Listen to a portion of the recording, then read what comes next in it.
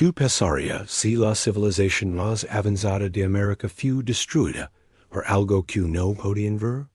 Q pasaria si los mayas, que calcularon los movimientos divinos con una precisión del 99.92%, no pudieron predecir lo único que los mataría? Hoy, científicos perforando cuevas y estudiando árboles antiguos finalmente han decodificado el momento exacto en que todo cambió.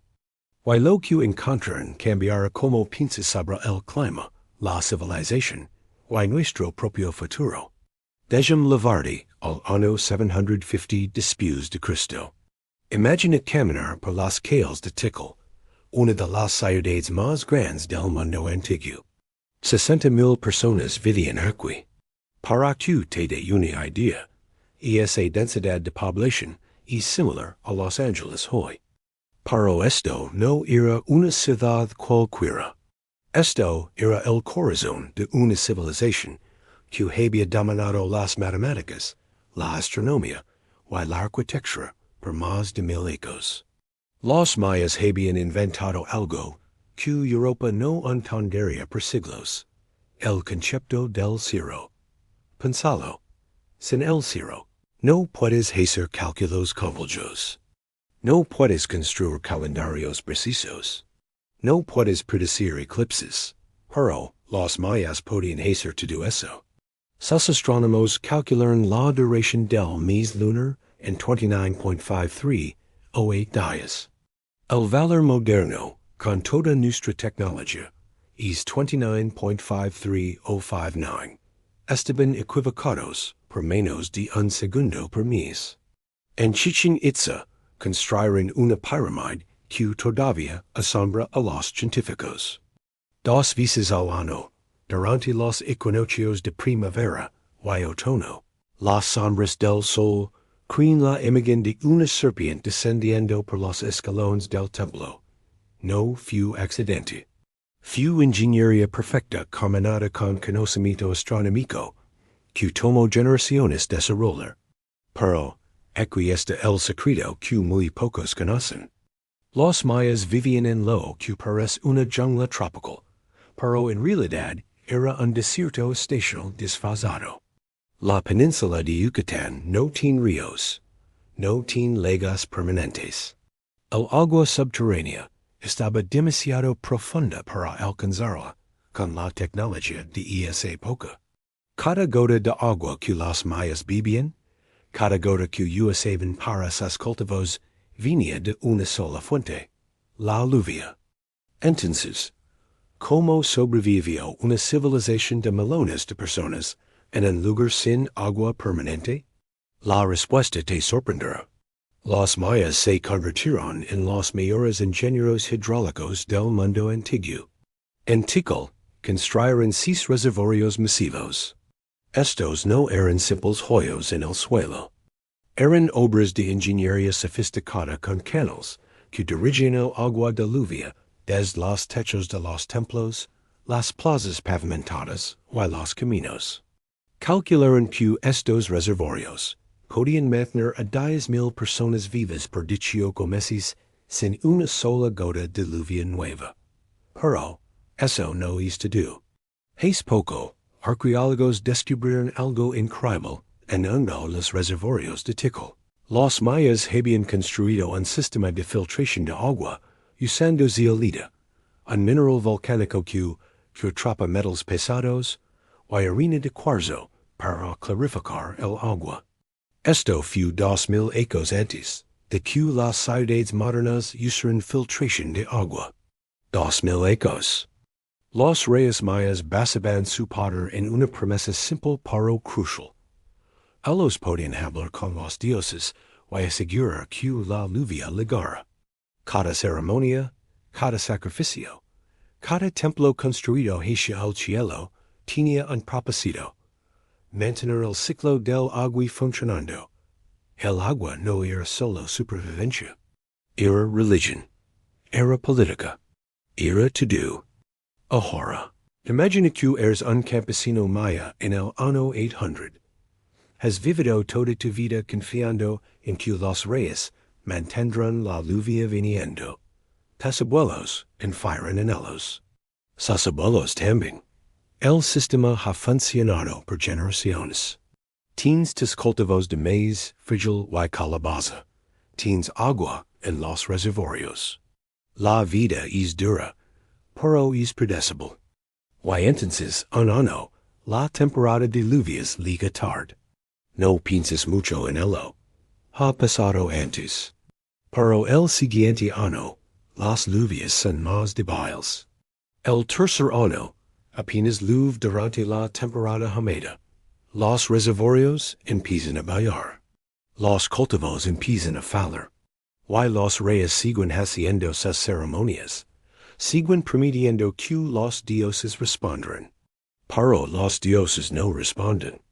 Lo que los mayas no podían saber, lo que nadie podía saber hasta hace muy poco, es que algo estaba cambiando en la atmósfera global. Los científicos ahora entienden que un fenómeno llamado la zona de convergencia intertropical, que es básicamente el motor que trae las lluvias tropicales, se estaba moviendo hacia el sur. Al mismo tiempo, la actividad solar estaba disminuyendo. En el otro lado del mundo, en Escandinavia, los glaciares estaban avanzando. El planeta entero estaba entrando en un periodo de enfriamiento y sequía. Pero mientras estos cambios ocurrían lentamente a escala global, para los mayas el efecto fue catastrófico y rápido.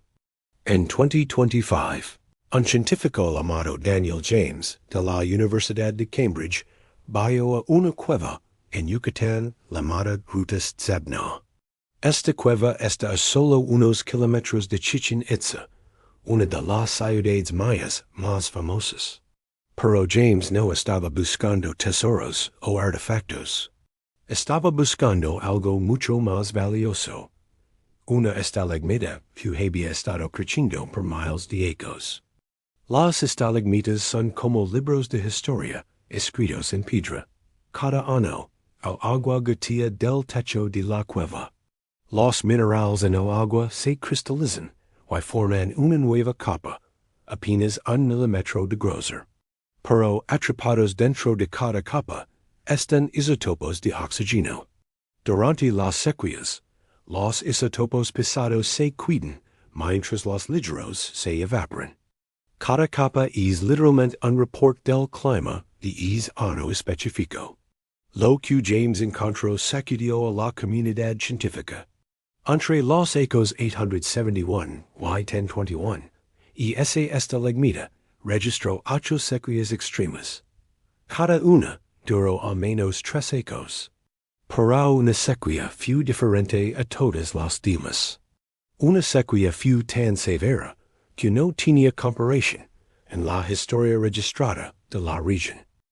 ¿Alguna vez te has preguntado por qué desapareció la misteriosa civilización maya? Durante siglos fue uno de los mayores enigmas de la historia. Pero ahora, gracias a la ciencia, tenemos una respuesta sorprendente. Imagina una sequía tan extrema que duró 13 años seguidos. Científicos se adentraron en cuevas de México y analizaron estalagmitas, esas formaciones rocosas que crecen con el tiempo. Al estudiar sus capas, como si fueran los anillos de un árbol, descubrieron un periodo de sequía catastrófica. Esta falta de agua devastó sus cultivos, agotó sus recursos y finalmente provocó el colapso de una de las civilizaciones más avanzadas de su tiempo. Es increíble pensar cómo el clima puede cambiar el curso de la historia. Si te fascina la ciencia y los misterios del pasado, no olvides suscribirte. Nos vemos en el próximo video.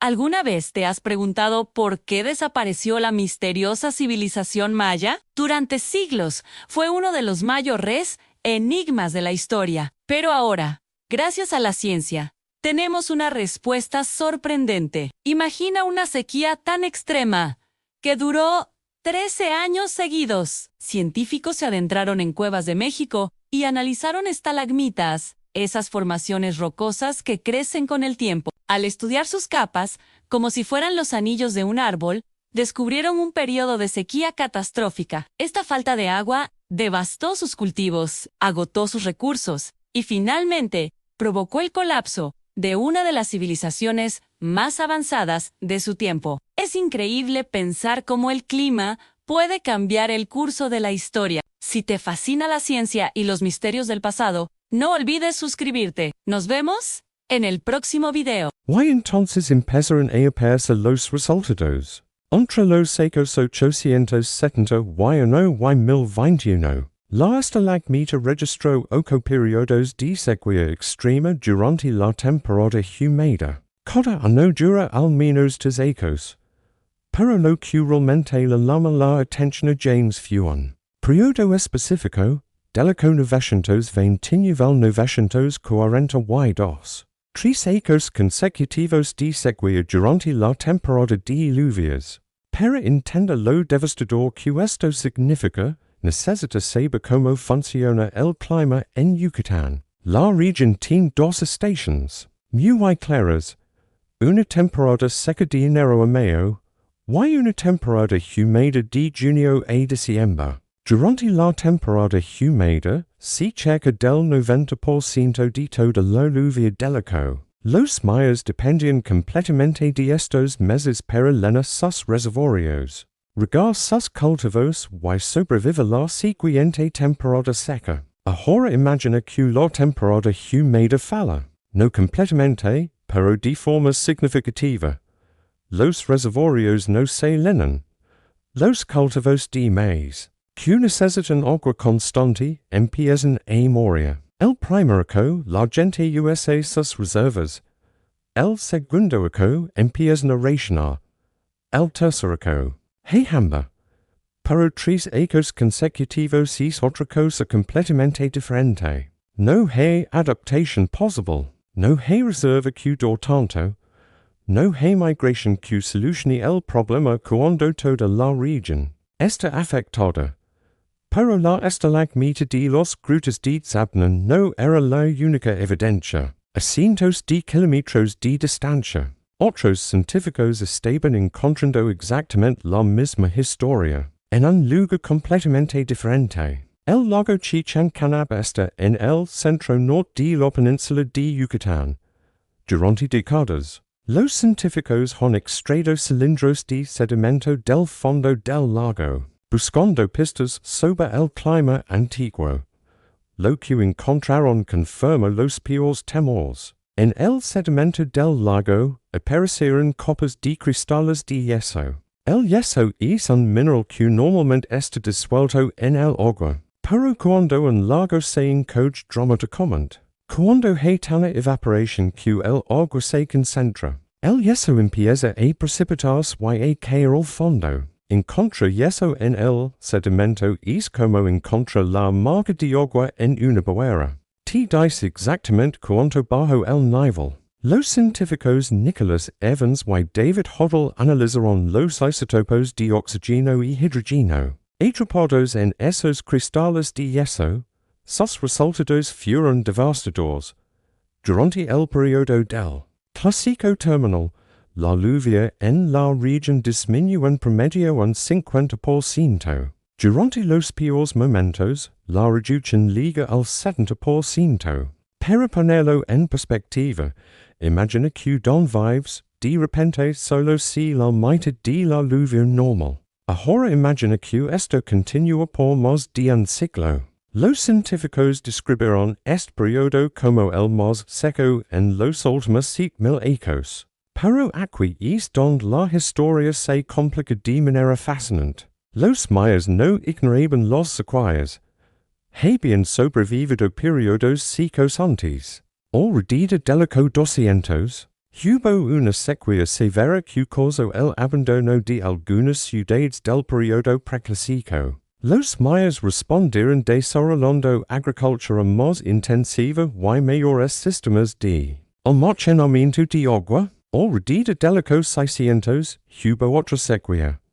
Los mayas respondieron de nuevo, expandían sus reservorios, desarrollaron técnicas de conservación de suelo, construyeron canales más sofisticados. Entonces, ¿por qué no funcionaron sus adaptaciones esta vez? La respuesta está en una palabra: intensidad, los sequías anteriores fueron severas. Pero venían en ciclos. Había ecos malos seguidos de ecos de recuperación. Los reservorios podían recargarse. Los suelos podían recuperarse. La población podía ajustarse. Pero la sequía del Clásico terminal fue diferente. No hubo pausas. No hubo recuperación. Fue golpe tras golpe durante más de un siglo. Why justo cuando pensabas que no podía empeorar. Llegaron esos tres ecos consecutivos de sequía extrema. Los datos de la estalagmita muestran algo más que James encontró particularmente inquietante. Entre los ecos 890 y 4 y 905, hubo una sequía de 4 ecos, seguida de un solo eco húmedo, seguida de otros 5 ecos de sequía. La gente habría tenido un eco de esperanza, un eco don parece que todo volvería a la normalidad. Solo pero ver esa esperanza destruida inmediatamente después. Y mientras todo esto ocurría bajo tierra, en las ciudades mayas estaba pasando algo que los arqueólogos pueden rastrear con precisión. El silencio. Los mayas tenían la costumbre de talar fecas en monumentos de piedra llamados estelas. Estas fecas nos dicen exactamente cuando los reyes estaban activos, cuando se construyen templos, cuando la civilización estaba funcionando. Alrededor del eco 800, los mayas estaban talando 40 estelas por eco. Para el eco 900, el número había quedado a cero. Cero monumentos, cero fecas, cero evidencia de actividad política o religiosa. Las ciudades del sur fueron los primeros en caer en silencio. Palenque, Tikal, Calakmul, Copan, una por una, dejaron de registrar fecas, dejaron de construir templos, dejaron de existir como centros de poder. Pero aquí está el misterio que los científicos todavía están descentrando. No todas las ciudades caen al mismo tiempo. Algunas, como Chichén Itzá en el norte, no solo sobrevivieron, sino que prosperaron durante parte de este periodo. ¿Por qué algunas ciudades murieron mientras otras vivían? La respuesta involucra comercio, política y un secreto tóxico escondido en los reservorios de Tikal que nadie descubrió hasta hace muy poco. Por la sequía no fue el único asesino. Fue solo el principio de una cadena de eventos que transformaría toda una civilización. Y lo que los científicos encontraron en el agua de Tikal cambia completamente nuestra comprensión de cómo y por qué los mayas abandonaron sus ciudades más sagradas. Gracias por ver y no olvides suscribirte. La estalagmita de grutas, Zabna, sigue creciendo hoy. Cada año añade una nueva capa, registrando el clima actual para científicos del futuro. Es un recordatorio silencioso de que la Tierra siempre está escribiendo su propia historia. La pregunta es, si nosotros estamos prestando atención a lo que dice, ¿qué pasa cuando el agua que te mantiene vivo empieza a matarte? ¿Qué pasa cuando los mismos templos que construiste para honrar a los dioses envenenan a tu pueblo? En 2020, científicos descubrieron algo en los reservorios de Tikal que nadie esperaba encontrar. Y lo que encontraron reescribe completamente la historia del colapso maya. Tikal era la joya de la civilización maya. En su apogeo, 60,000 personas vivían dentro y alrededor de esta ciudad en lo que hoy es Guatemala. Sus pirámides se elevaban sobre la selva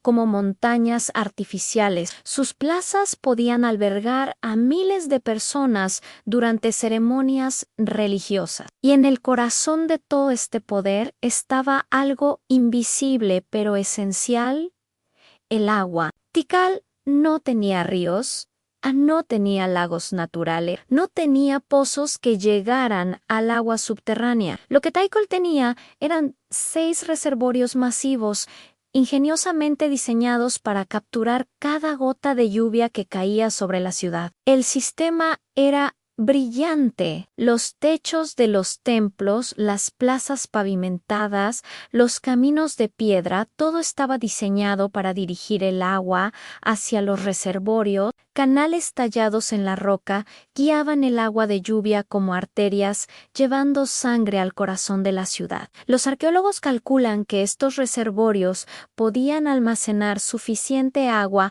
para 10,000 personas durante 18 meses. Pero aquí está el detalle que cambió todo. Los reservorios más importantes estaban ubicados justo al lado de los templos y palacios reales. El reservorio del palacio, el reservorio del templo. Estos no eran solo fuentes de agua, eran símbolos de poder. Los reyes mayas controlaban el agua, y controlar el agua significaba controlar la vida misma. Ahora, imagina que eres un rey maya en Tikal alrededor del año 800. Tu poder depende de dos cosas: tu conexión con los dioses y tu capacidad de proveer agua limpia a tu pueblo. Las ceremonias que realizas en los templos pintados de rojo brillante aseguran que los dioses envíen la lluvia. Los reservorios que controlas aseguran que el agua llegue a todos. Ese rojo brillante era importante. Los mayas usaban un pigmento llamado cinabrio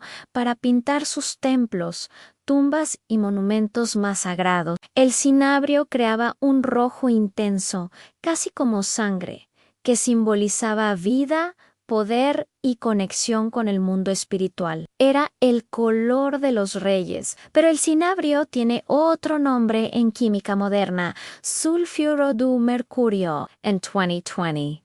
Un equipo de científicos liderado por David Lenz de la Universidad de Cincinnati publicó un estudio que sacudió el mundo de la arqueología maya. Habían analizado sedimentos de 4 reservorios principales de Tikal, buscando pistas sobre la calidad del agua durante el período del colapso.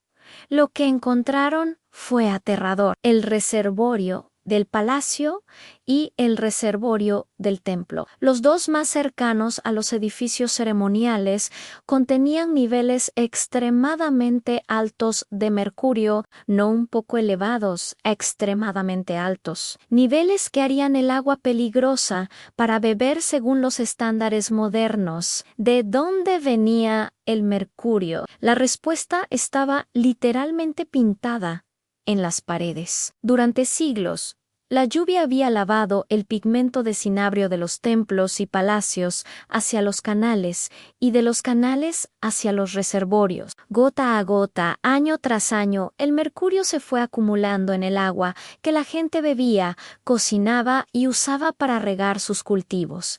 Pero eso no fue todo lo que encontraron. En los sedimentos del reservorio del templo, los científicos identificaron ADN de cianobacterias. Específicamente encontraron Planctotrix y Microcystis, 2 tipos de algas que producen toxinas llamadas microcistinas.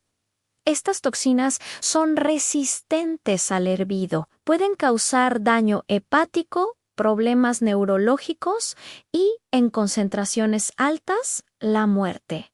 Imagina la situación.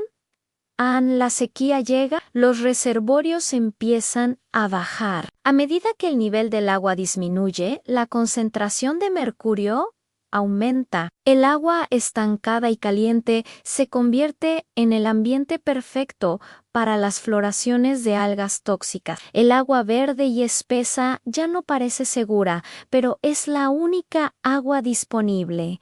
Los reyes mayas habían prometido agua limpia, habían construido los reservorios, habían realizado las ceremonias, pero ahora el agua misma se estaba convirtiendo en veneno. Piensa en el impacto psicológico de esto. En la cosmovisión maya, los reyes eran intermediarios entre los humanos y los dioses. Su poder legítimo dependía de mantener el orden cósmico funcionando correctamente. Cuando la lluvia fallaba, era una señal de que los dioses estaban descontentos. Cuando el agua se volvía venenosa, era una señal de que algo estaba fundamentalmente roto. Los científicos encontraron algo interesante en otro reservorio de Tikal llamado Corriental. Este reservorio estaba más alejado de los templos pintados y los niveles de mercurio eran significativamente más bajos. Los mayas que tenían acceso a este reservorio probablemente estaban bebiendo agua más segura. Pero aquí está el problema: en el reservorio Corriental estaba más lejos del centro de poder. El reservorio del palacio y el reservorio del templo estaban justo donde vivía la élite, justo donde se tomaban las decisiones, justo donde residía el poder. Esto significa algo perturbador. Las personas más poderosas de Tikal, los reyes, sacerdotes y nobles que controlaban la ciudad, probablemente estaban bebiendo el agua más contaminada. La misma pintura que simbolizaba su poder divino los estaba envenenando lentamente. Y mientras esto ocurría en Tikal, la sequía continuaba implacable. Los anillos diabolos de Scandinavia. Ocho mil kilometros de distancia. Mustran q alrededor de los años 800, 860 y 910. Hubo periodos de frío extremo en el hemisferio norte. Los glaciers en Suecia avanzaron durante estos mismos periodos.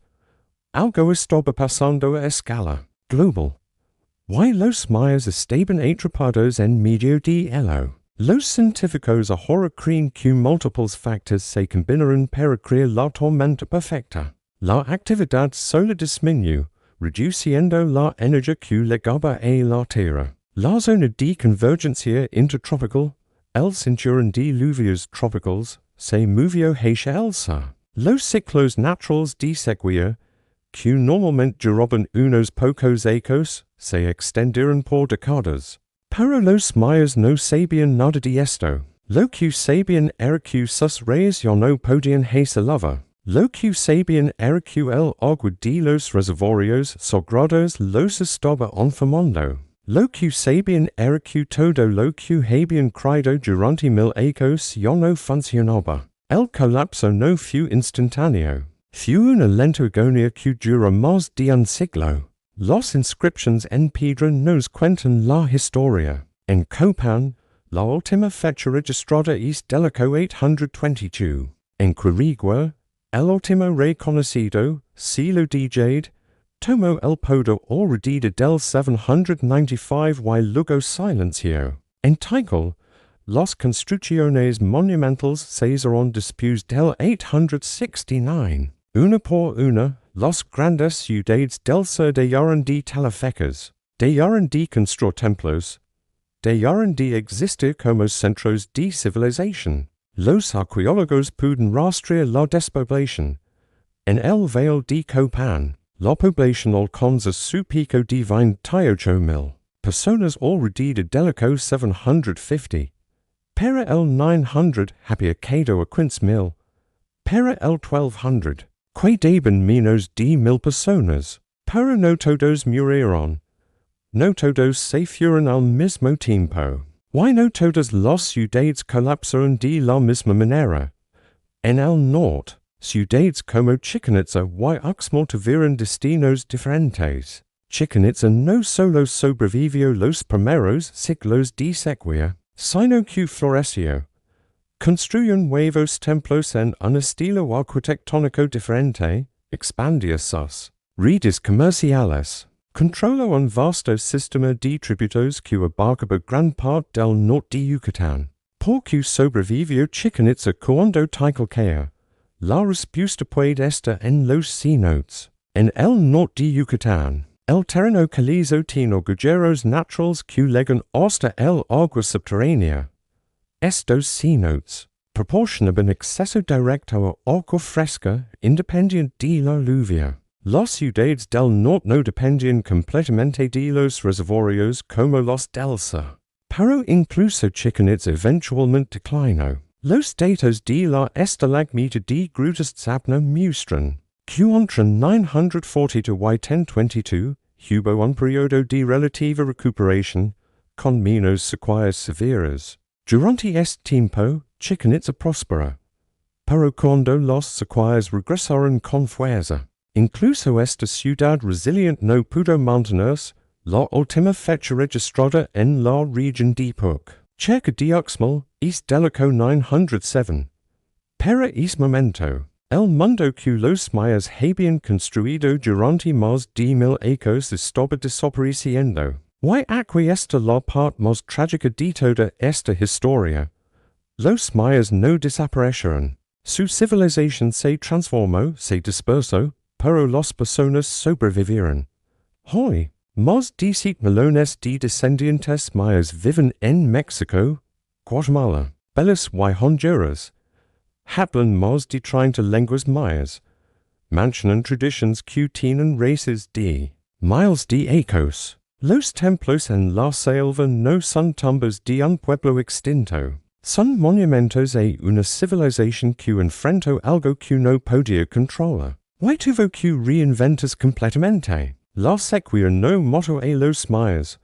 La sequía mató a su forma de vida. Mató a sus reyes y sus dioses. Mató a la idea de que los humanos podían controlar la lluvia con ceremonias y sacrificios. Pero el pueblo sobrevivió. Siempre sobrevive. La pregunta que queda es que podemos aprender nosotros de todo esto. Porque la historia de los mayas no es solo historia antigua. Es una advertencia escrita en piedra, en estalagmitas, en cristales de yeso y en sedimentos de lagos. Una advertencia que todavía estamos ignorando. ¿Qué sucede cuando un pueblo pierde la fe en sus líderes? ¿Qué pasa cuando las promesas de los poderosos se convierten en mentiras que ya nadie puede ignorar? El colapso de los mayas no fue solo una historia de sequía y hambre. Fue la historia de cómo millones de personas dejaron de creer en todo lo que sus reyes representaban.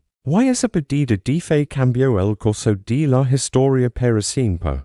Vamos a ponernos en los zapatos de una familia maya común alrededor del 850. Vives cerca de Tikal, en una pequeña aldea que ha existido por generaciones. Tu bisabuelo cultivaba maíz en estos mismos campos.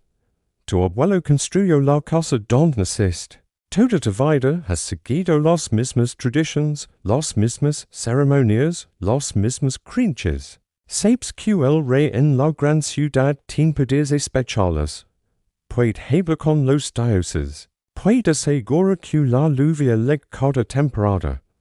Cuando ves las pirámides enormes los hondos. So, por la selva, sientes orgullo y seguridad. Esas construcciones son prueba de que tu civilización es poderosa, que los dioses están de tu lado, que todo estará bien.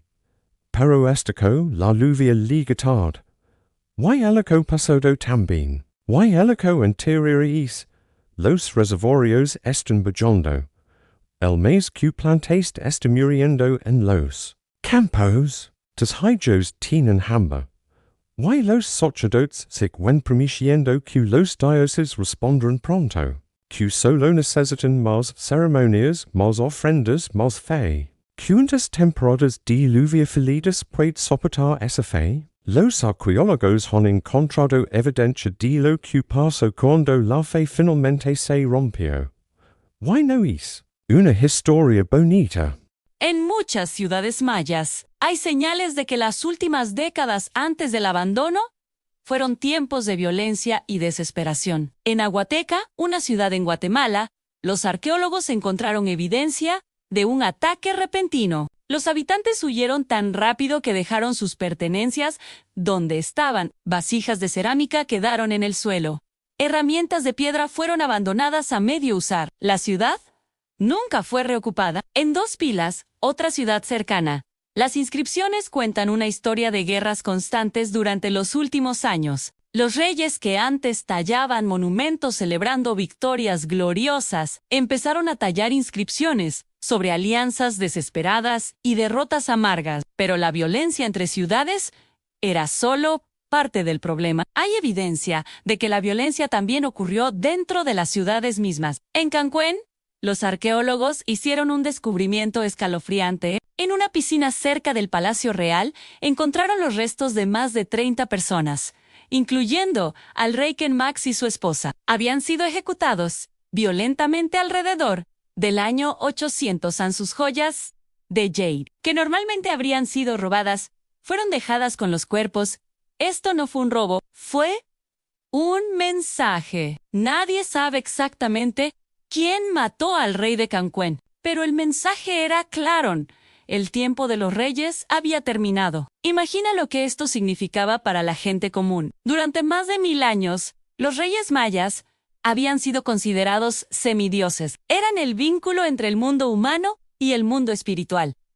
Matar a un rey no era solo un acto político, era un acto de destrucción cósmica. Pero cuando los reyes ya no pueden hacer llover, cuando el agua que controlan se vuelve venenosa, cuando el hambre mata a tus hijos, mientras los palacios siguen llenos de riquezas, la distinción entre rey y tirano se vuelve muy delgada. El sistema político maya dependía de algo que los científicos llaman legitimidad ideológica. Los reyes tenían poder porque la gente creía que tenían poder. Creían que los reyes podían influir en los dioses. Creían que los rituales funcionaban. Creían que las pirámides y los templos tenían poder real. Cuando esa creencia murió, el sistema entero colapsó. Los datos arqueológicos muestran un patrón claro. Primero, las ciudades dejaron de construir monumentos. Tallar estelas con fechas y glorias reales requiere recursos, trabajadores y, sobre todo, un público que crea que esas estelas importan. Cuando la gente dejó de creer,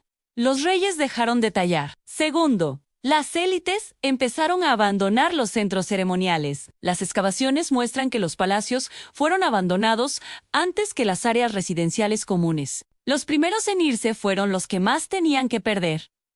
Los nobles, los sacerdotes, los comerciantes ricos. Tercero, la población general empezó a dispersarse. No fue un éxodo masivo de un día para otro. Fue un goteo constante de familias que decidían que ya no valía la pena quedarse. Algunos fueron al norte, hacia ciudades como Chichén Itzá, que todavía funcionaban. Otros fueron a la costa, donde el mar ofrecía recursos que la selva ya no podía dar. Otros simplemente desaparecieron en la selva, volviendo a un estilo de vida más simple que sus ancestros habían abandonado siglos antes. El Valle de Copán es un ejemplo perfecto de este patrón. Los arqueólogos han usado una técnica llamada hidratación de obsidiana para rastrear la población a través del tiempo. La obsidiana, un vidrio volcánico que los mayas usaban para herramientas, absorbe agua lentamente. Midiendo cuánta agua ha absorbido una pieza de obsidiana, puedes determinar aproximadamente